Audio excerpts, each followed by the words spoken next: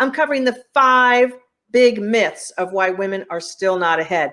And today I'm tackling, are women too emotional?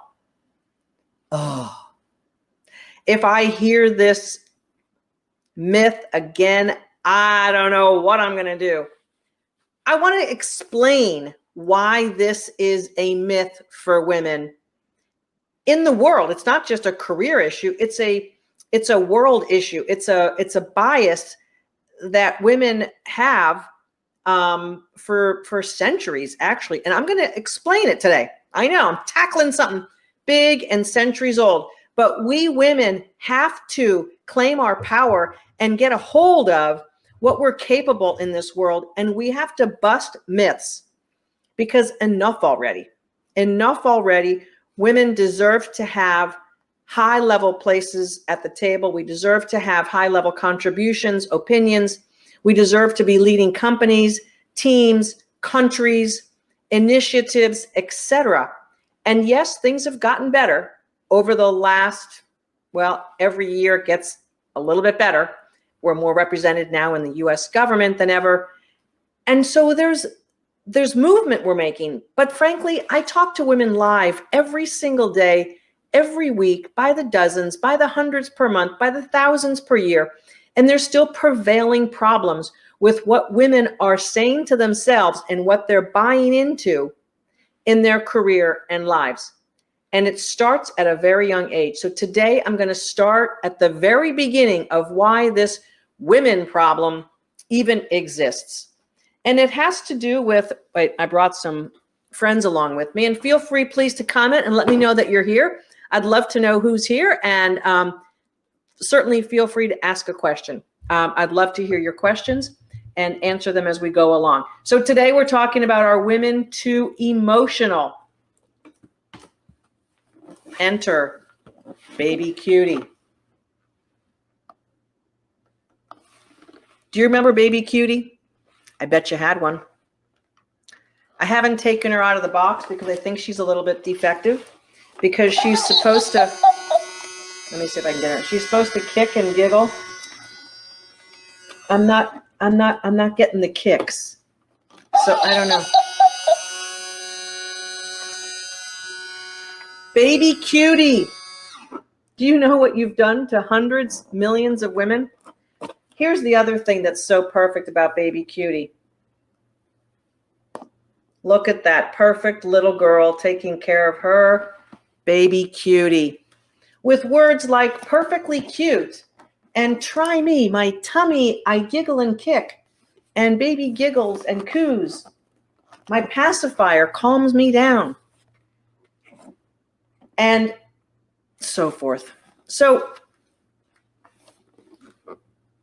little girl toy.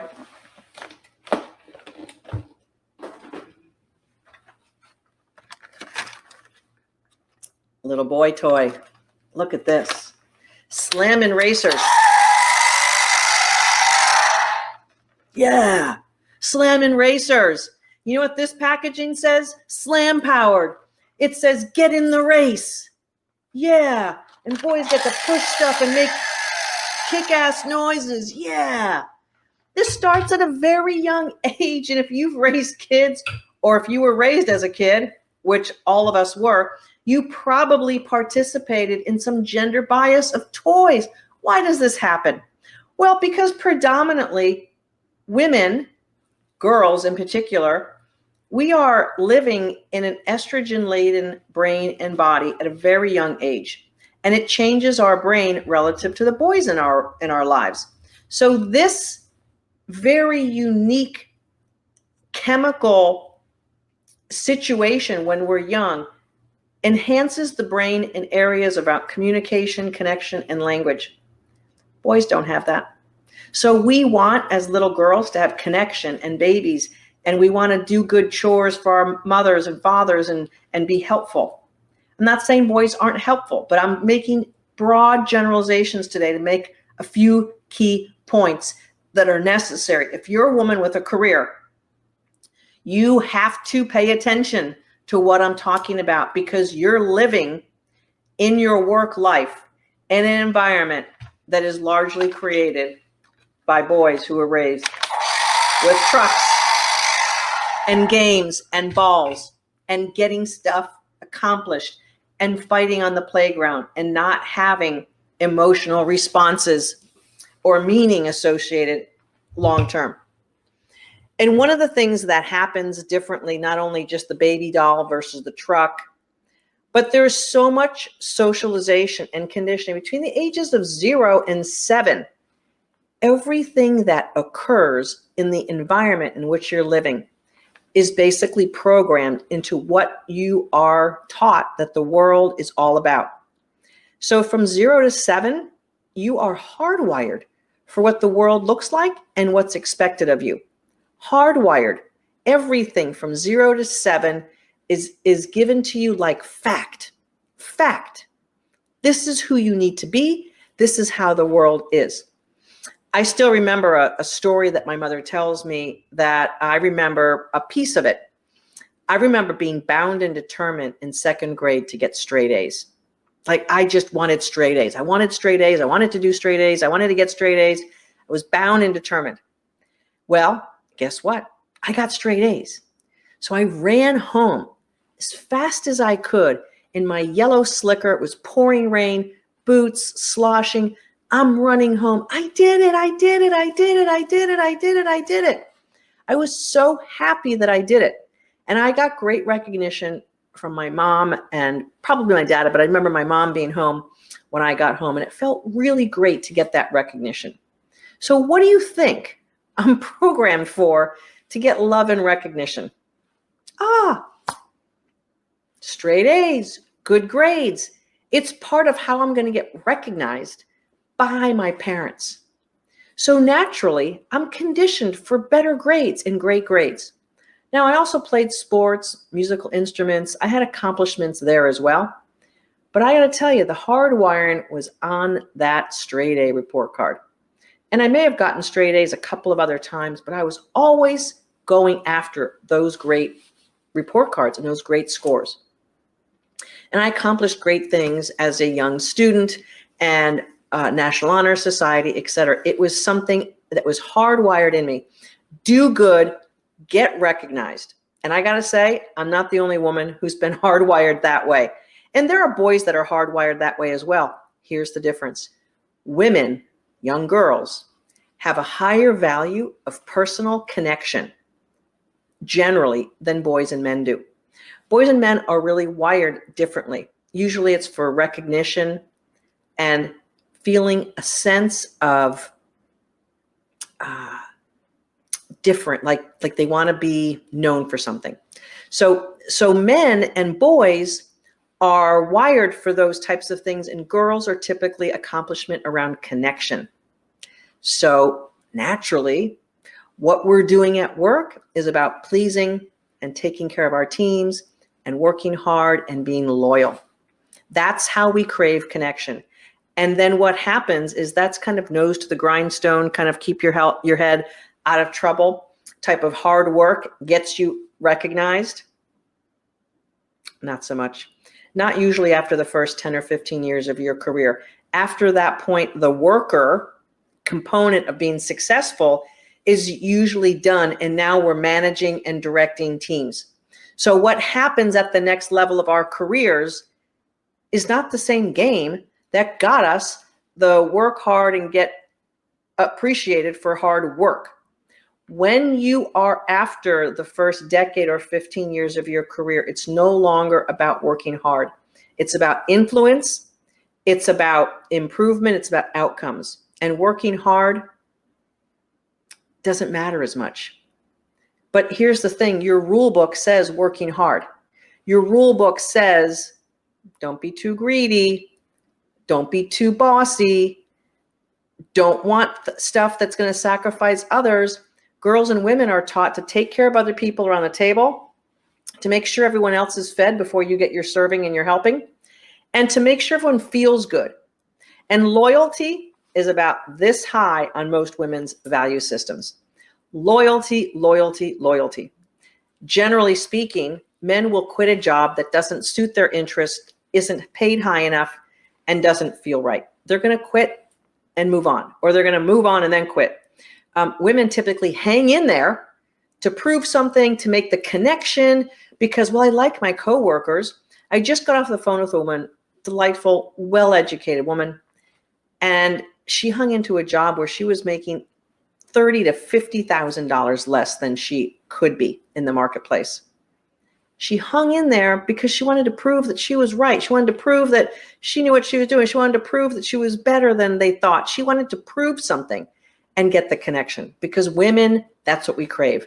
Men crave their outcome and getting their paycheck. That's what men go after. That's how they're wired, primitively wired, hunters and gatherers. Women, we're creating a more comfortable family and nest environment. That's what women are primitively wired for. We can't ignore the primitive wiring that may predominate how we are and how we show up in the world. All of our socialization and programming then is layered on top of that. So by the time we're in our 20s and 30s, much less 40s and 50s, we have played that out. And meanwhile, what's happened is that typically our career has not evolved as fast as others, has not evolved as fast as most men in the workplace. And then we're left behind with a power gap and a pay gap.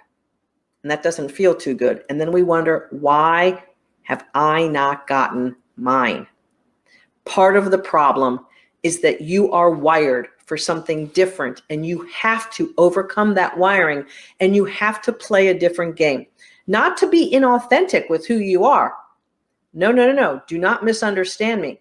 In order to play the game well, and it is a game, I must say, not a game like a charade, not a game like it doesn't matter, but it's a game that does matter. It's a game that you really want to win at and contribute at a high level.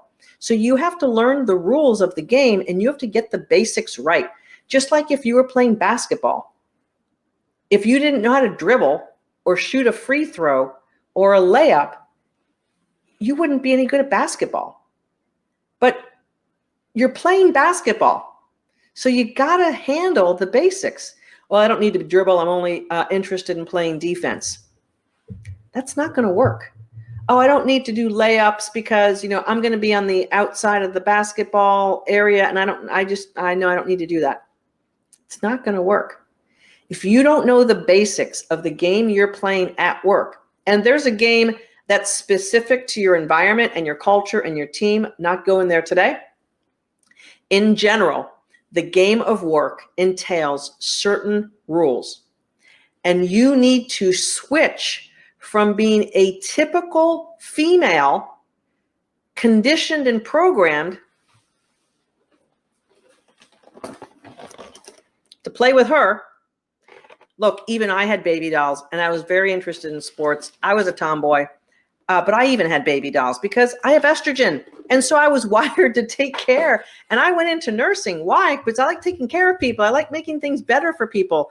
That's what women do. We do it really well. But when it's overplayed in the work environment, we miss out. We miss out. So the question I have for today, are women too emotional? The problem is that we wait because we don't want to be seen as bossy, in charge, too smart, or greedy, or any of that stuff, or disloyal. We don't want to be seen as that because we crave connection. We want connection with our boss, our coworkers, our peers, our team. We want that more than almost anything else. So we will sacrifice pay, prestige, influence, title to satisfy the connections that we get at work. This is why we underperform. And when we're craving connection, we will do almost anything to keep that connection. Psychological studies have been done for decades about this, and they see little boys and girls on playgrounds at the age of 2, 3, and 4 playing this out all the time. A little girl will give her toy to a boy or another girl so that she feels that they're going to be her friend, even if that toy is taken away from her and she's heartbroken over it. Whereas typically a boy will grab a toy he wants to play with regardless of how the other person feels. Why? Because boys don't have the craving for connection, and they don't have the acuity of making those connections and really caring about how people feel.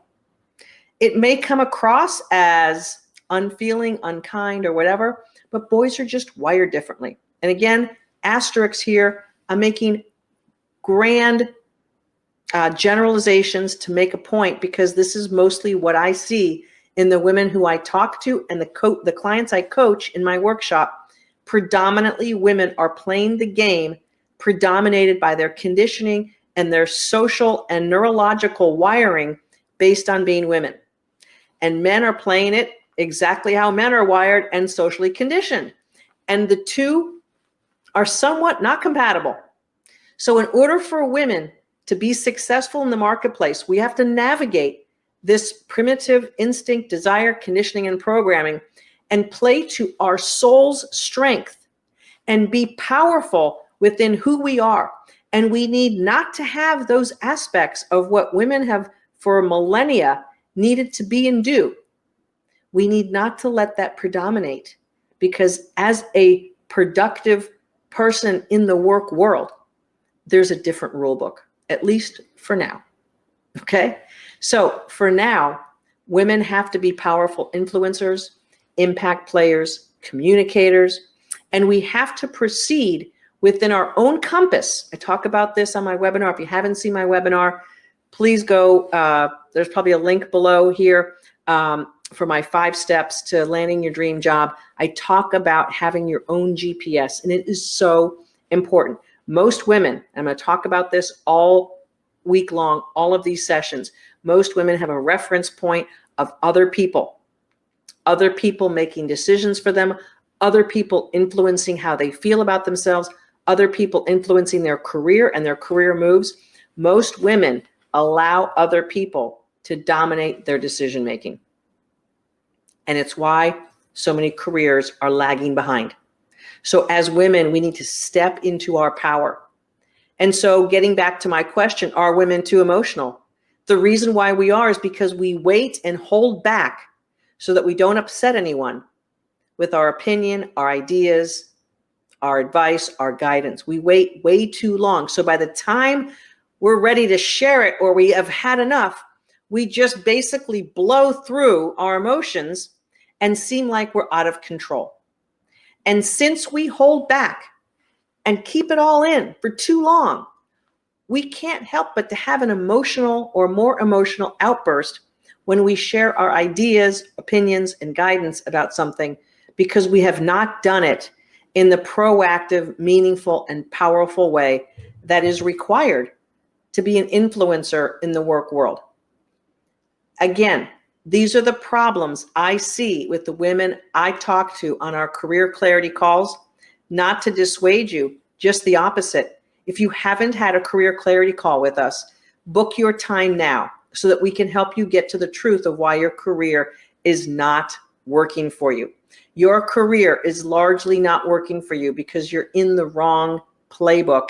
You're playing the wrong sport, and the conditioning and the programming that you have gotten all your life long is not congruent with how to be successful in the work world. It doesn't mean you can't be congruent. It just means that the rule book that you were given and encoded does not work well in the work world for you. You have to circumvent and transcend the way that women were traditionally programmed and conditioned to be successful in the work world. And if you do not do that, you will risk being seen as being too emotional because you'll wait too long to share. And by that point, it'll just be too much of a pent-up emotion. Number 2, you will lag behind in title and pay. And number 3, because of that, you will be lagging way behind in power. And if you spend your first 15 or 20 years in your career lagging behind, you may have too much behindness to really make up for. It's always correctable. But if you have a lot of that backlog, you're going to have to move quickly to catch up. And it's catch-upable, it's doable, it's fixable, but you've got to do something about it now. Because women have got to be gaining strides in compensation, title, power, influence, and impact in the corporate world. It is essential that where we are with the human dynamic on the planet, that women take a higher level of influence in the world in general and in specific in organizations. It is imperative that we bring who we are into the mix at the highest levels possible. Women do not have to be mini men to be successful. That's a myth I'll be covering later in this series. But today I want to make sure that I have laid the foundation for why women are lagging behind in power and pay, and why women are perceived as emotional in the workplace, because we are pinning ourselves up so as not to disrupt or break connection with anyone in our work world, because we were conditioned and programmed as a young girl for connection and the importance of taking care of others. When that runs amok, when it is the predominant thing in our world and in our lives, we are going to be behind in power and pay. I want you to really understand that, ladies, and I want to make sure that this is something that you can navigate going forward. And certainly a lot of you women who are here on my series, on my Motivational Monday, we've worked together, you understand that this has to get fixed. Now, here's the thing. I have a 12-week workshop, and we cover a lot of ground, and we make a lot of headway.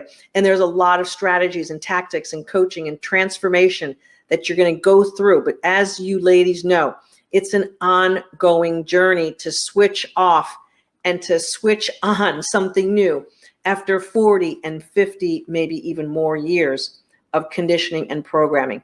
It's a different game for us women, and we have to play. We can play it well, but we have to switch things up. We can't be necessarily bringing our natural programming and conditioning. Let me read some of the comments that have come through, and please feel free to ask your questions on this very important and potentially politically rife conversation that I'm going to have all week long. I'm going into the marrow of why women are still lagging behind in power and pay. And I want to do it because it's important to get the dialogue out there. It's important for women to understand what's really going on. You don't just get ahead because you're a nice person working hard. As a matter of fact, that is the fastest way for you to get locked into not moving ahead. So we have a comment, wow, I can relate. I'm really staying now to prove that I can do it. And if I leave, it's their loss, but I'm the only one who is losing after all. That is so true. You are not going to prove anything to anyone without having a strategy and a game plan and an ask. See, here's the thing. Women will work hard for years and years and years. Men will work hard for a shorter period of time, and they'll make an ask. Oh, since I've been doing this project for a year and been contributing, I think I deserve a promotion. I deserve more money. They'll make the ask because they were taught on the playground to make the ask, to pick the kid that they wanted on their team. Girls are going to pick the kid that they feel bad for. And, oh, you know, I'll pick Sally. Yeah, I'll pick her on my team. It doesn't matter. Yeah. So our ability to make deep connections and want deep connections with people is exactly the thing we need to circumvent. Now, it's a superpower in many ways, but when it holds us back from power and pay, it is a deterrent for us, and we need to know when to play which card. Here's another comment. I'm changing and growing every day. Absolutely. Question: does lack of commitment hold us back? Lack of commitment. So perhaps, Debbie, thanks for the question. Are you asking about, are you thinking that women don't have a certain level of commitment to their careers or to moving forward? But certainly no matter what you're doing, if you don't have a high level of commitment to doing it, you're not going to follow through and you're not going to go through difficult times. Massive commitment means that you're going to have the ability to work through massive difficulties. They're going to come along. I mean, marriage is probably the best example we can use here. If you're married and you have, the family at a wedding and signed papers and a house together and tax returns and all of that commitment stuff, you're going to go through the difficult times together, more than likely. If you don't have all of that, more than likely you're not as tied to working through difficulties, and you'll feel more easily ready to move on from something. So personal commitment wise, absolutely. And Debbie says yes to both. So I think sometimes women aren't as committed to their careers because, again, of social programming. But if we look at what a career can bring to us, we'll ratchet up the commitment. Again, perhaps our social conditioning doesn't put it as the top priority. So many women choose family thinking they have to sacrifice career. And that's not really a negotiation that you have to make with yourself. Are you going to have to perhaps do different things and navigate different things if you choose to have children? Of course. But it doesn't mean that you're going to have to give up on the commitment to your career. There's plenty of working women, mothers, who have exceeded high levels of success, power, influence, pay, contribution. They've led teams and companies and organizations, even though they had children or have children. So it doesn't mean that you have to sacrifice your family for having a big successful career. I'm talking about that later in this series. Matter of fact, that might be my session number 2. But here's the thing. Women are conditioned not to care as much about their careers. But let's do some math and let's think about this. In today's economic environment in 2019, that's where we are today, 11 years after the Great Recession of 2008, 2009, women are predominantly the breadwinners in families in the US. It's probably somewhat similar across Europe, although I haven't studied it as well in Europe as I have the economic data in the US. So we are more the breadwinners than we ever were before after the recession. And women, earners, if you do the math, let's just say that we work 45 years in our career. So 45 years of earning potential. If we underperform, that could mean $20,000 to $50,000 difference per year in underperforming. Let's say that our first 5 years, we're totally rocking it. So maybe 40 years of underperforming. If you just do $50,000 of underperformance for 40 years, or let's say 20, that's between an $800,000 and $2 million difference. If we underperform for 40 years, between $20,000 and $50,000 a year, underperforming at that level. So most college educated folks should be making around $80K by the time of 40. And certainly there's much more to be made after that, and even before that. But let's just use that number. So if we're underperforming at that, means we were making like 60. And then 80K obviously goes up in our 40s to the hundreds, 120, 150, 200, etc.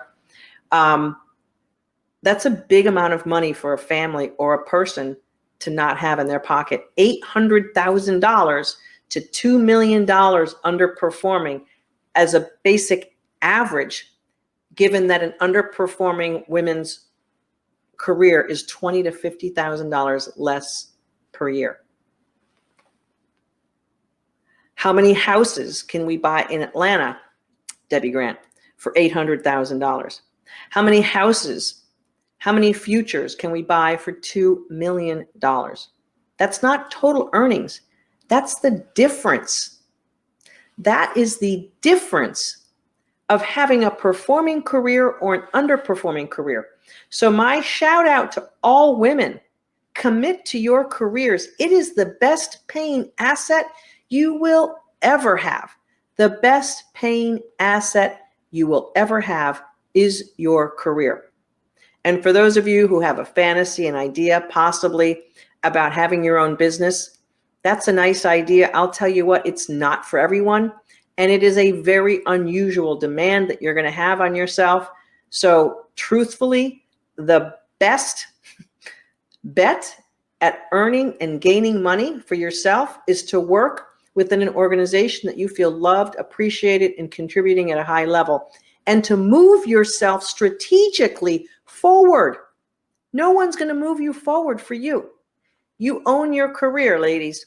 And this is another thing that men have on top of us, because they have learned at a very young age that they're in charge of their destiny. Again,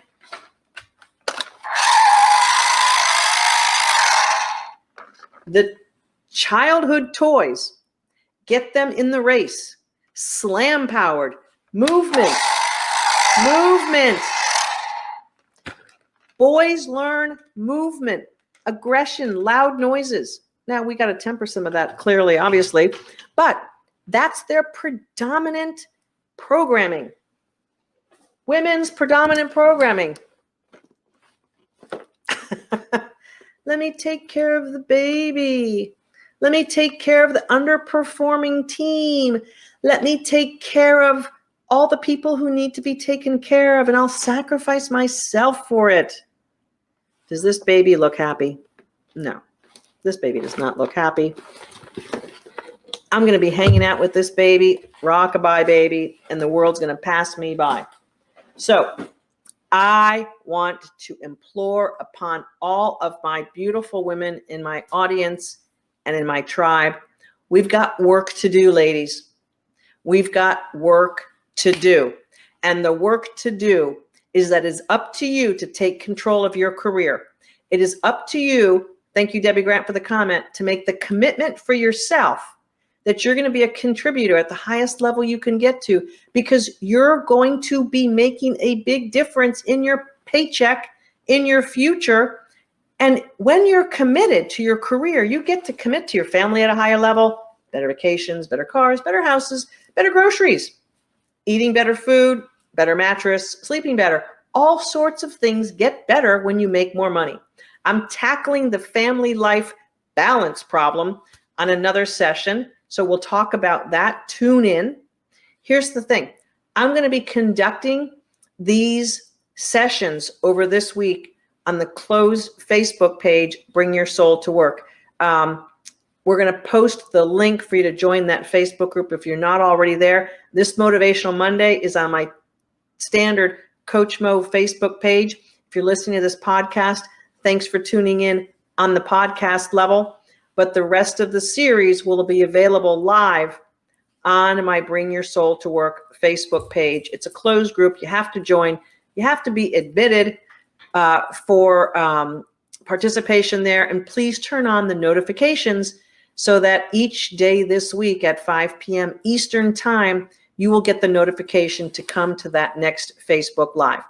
All week, I'm covering the myths that are stopping women from getting ahead or getting further ahead in the work world. You deserve to have a fruitful, thriving soul and career. And when you have that combination going, you're not going to sacrifice the things that are important to you. You're going to enhance them. So stop playing games with yourself, the mind games of success, meaning that it's going to be a disaster at home. There's more women who are disasters at home because their career is underperforming and they're not making the money that they need or want or could be making. The rest of your life works so much better when you have a better job. Let me repeat that about 5 times. The rest of your life works so much better when you have a better job. You're happier, you're contributing more at the level that you're meant to, you're making more money, and you're feeling better about who you are and what you're all about in this world. Of course, everyone who's close to you is going to feel better too. Of course, you're going to be adding more money to your family and to the things that you can do. And of course, you're going to be a better wife, mother, friend, daughter, sister, etc. If you're miserable at work, you're miserable to everyone who cares about you. I don't care what kind of a great actor you are. If you're miserable at work, you're miserable to everyone in your life. Stop doing that. Women are emotional to the degree that we are criticized for it because we hold ourselves back. And we have pent up emotion that gets the best of us after a while. Do not conduct yourself that way, or you will be adding to the myth that women are too emotional to be successful, to be powerful, to be paid better, to be in bigger meetings, etc. Don't be the woman who bottles herself up and only blows and is emotional when she can't take it anymore. I was just talking to a woman earlier today. I'm not sure if you're here on the Facebook Live. She quit her job on Friday. And unfortunately, this woman has had an underperforming career because no one's really showed her the way to be more successful, to do more, and to contribute at the level that her education would allow her to. So she emotionally walked out after a series of back and forth that didn't work out. And there is no woman on this planet who should be walking out and quitting her job, ever. Never, ever. Because you need to be asserting yourself. And I'm going to answer your question. I think I saw a question come through, Paula. How do women be assertive without being interpreted as aggressive? First of all, you begin being assertive by being fully aligned with your power. And you don't have to worry about whether you're assertive or aggressive. When you own your power and your truth, you speak up in meetings appropriately. You solve problems appropriately. You have opinions and guidance and ideas that are appropriate and that fit the situation. When you're in full alignment with who you are and your soul's power, your brain works better and you're able to solve problems better, communicate better. So the answer to your question, Paula, about being assertive versus aggressive is you've got to be in your power, in your lane, in alignment, not in power like I'm in charge, I'm going to tell you which way. That's not alignment. Bossiness is not necessary to be a boss. Ooh. Write that one down. Influence does not have to come through being bossy or being aggressive. Influence comes by being confident and sure about who we are and what our ideas and opinions are, and by being a master communicator. That's how influence goes. And if you're going to play at the 100K level and above, you've got to be that person. You've got to be that level of a contributor. And if you're not at that level, if you're a worker bee, you have to raise yourself up in confidence and contribution and learn to play in the game called work with confidence so that you can have the proper influence with people and not just be, again, bottling up all your great ideas and you only share them when you have to blow. This is what I'm talking about today. Women are too emotional when we hide what we have to contribute. We shy away from contributing. We're afraid of being seen as someone who's too smart. We're afraid of being unliked. When we come from fear and don't share our thoughts and ideas, we're going to blow up and be emotional and be seen as aggressive. That is not the strategy for success. And if you look at the highest levels of success, other than the sociopaths that are out there, the highest levels of success are people who exude an amazing amount of confidence, calmness, demeanor. And that's what it takes to be successful in the world of complex human organizations. If we have too much emotion flying around, we are not going to be an influencer because people are going to be distracted by the emotions that are flying around. Now, you need to work on your alignment and your personal power and communication strategies, ladies. It is important for you to do that. And it is not something that's like, do it once and you're good. It is a constant mastery. Mastery of the self is a lifetime journey. And for those of you here who are my clients, you have learned the basics in my 12-week workshop. Keep sharpening those skills. Keep practicing. Take a to-do item and make it something better or different in your workplace. There is so much that we have to continue doing as masters of ourselves to gain a level of success. So dive into that. If we keep doing the same thing that we've been doing at a 70 or 80 or 90K level, we are not going to be shooting ourselves into a 120 plus level or a 150. If we're doing the same thing at 120 or 150, we're not going to be getting ourselves into 200K. If we keep doing the same thing at 200K, we're not going to be moving ourselves into 300 territory, etc. Do you get the point? Each level of contribution in organizations is a different playbook. You have to master the next level up. And the number one way you master the next level up and are not seen as an emotional creature is by mastering you. And that's what I'm all about with bringing your soul to work, because when you get the power of your essence, of your inherent you, that self that is timeless and ageless and beautiful and shiny and happy, that joyous version of you is your power. That's your power. I know it hasn't been explained to you as a young girl that way, or as a teen, or as a starstruck young adult, but your power is in your soul. Your power is the timeless version of you.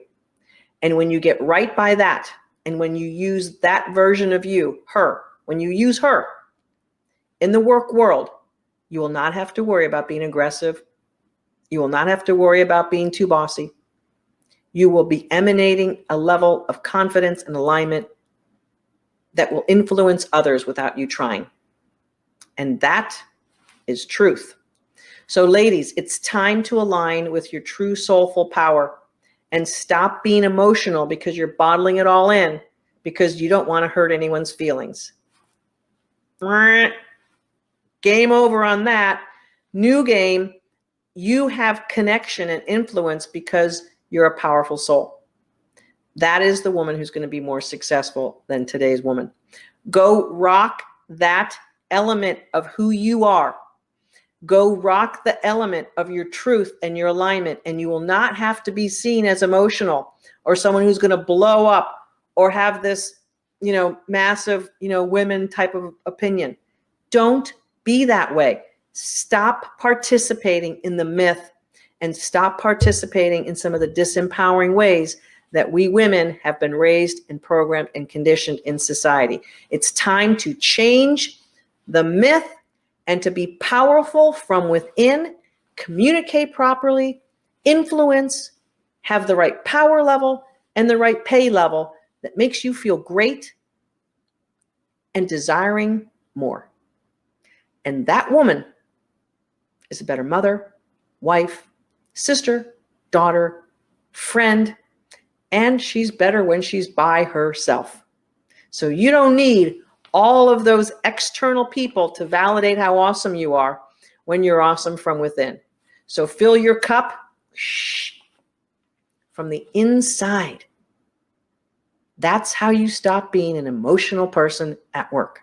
Fill your cup for yourself. Next up, what did I promise you for tomorrow? Session 2, we're going to be talking about the family time balance problem. Is it a problem? I don't know. If you're looking for more in your career and things are not working out for you and you want to take it to the next level, you're going to have to start by booking a call with me and my team, your free career clarity